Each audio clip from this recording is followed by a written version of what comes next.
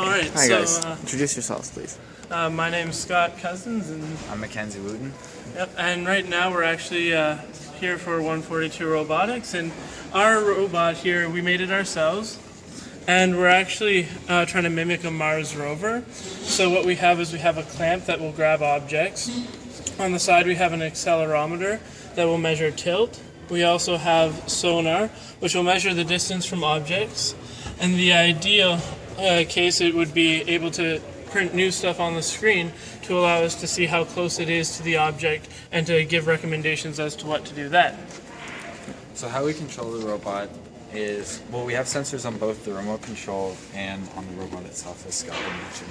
So the controller is sending a Bluetooth array to the robot to be responsible to control it, like the driving aspect.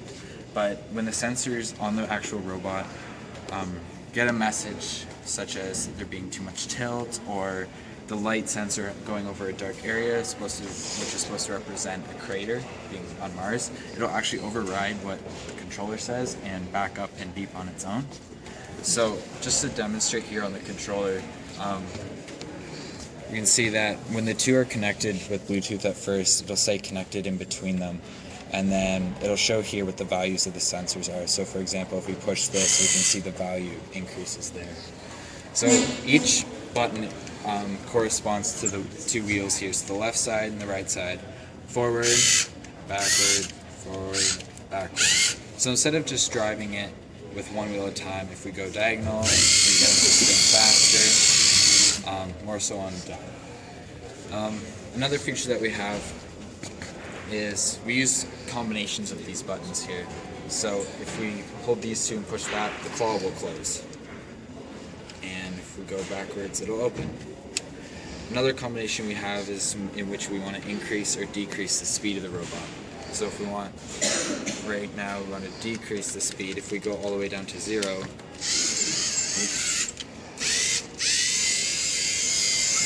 sorry, the button got stuck there. We can see that it's not moving at all because the speed's down to 0. So we can go back up.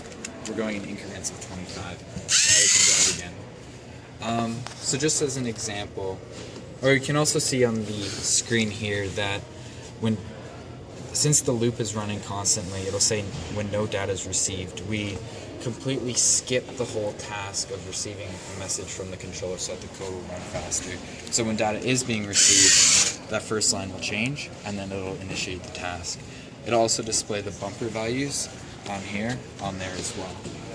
We can also see that it'll say the light level from the sensor here, and it'll display the distance and give a recommendation as to whether to keep going forward or to back up. Unfortunately for that, though, once it ran through, it automatically set the distance to 0, and it says stop. So we didn't get that working quite as well as we wanted to. Okay. We also have another function on the controller. So if the person operating the controller is working at night, we actually have a light that turns on the controller as well. So that's a combo of 4 buttons. And you'll also notice that on here, if we push 4 buttons, it'll say too many buttons on there. So that's saying that although we're turning a light on and off here, to the robot there's no actual function for all 4 buttons to be pushed. And we also had to make sure that we assigned values to all the combinations, because otherwise it would run an error on our robot. So we had to make all the combinations possible. So if we're just gonna drive forward here onto a dark spot. Just gotta make sure.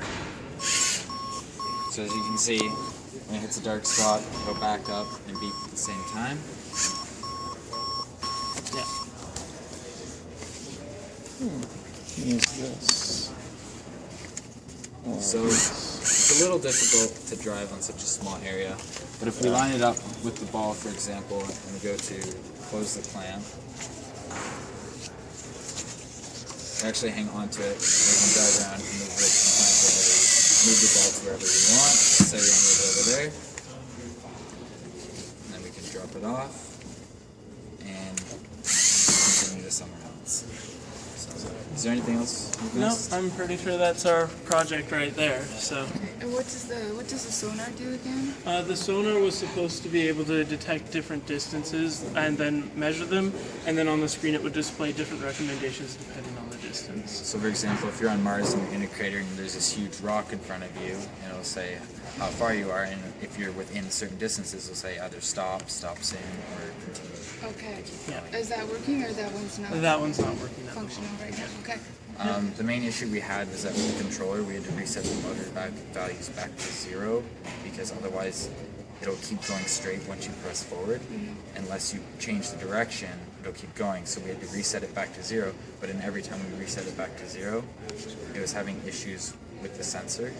We couldn't exactly figure out why. This can be overridden. Like you can override this with a simple wait in there. So just add 10 milliseconds of wait, so that every time you press, you don't need to constantly press. A press would give you gas for 10 milliseconds. That's it. So that might solve it. So yeah, there was just those displays on here. Pretty sure you got that, and just the display in here. So it's not only showing what it's receiving, but also the values from the sensors. So, and you have separate codes that you've downloaded into the rover and Yes. Yep. Yes, this one's the master and that one's the slave. yeah. So it only sends an array this direction, it does not send an array back. Yep. Very good. Thanks a lot, guys.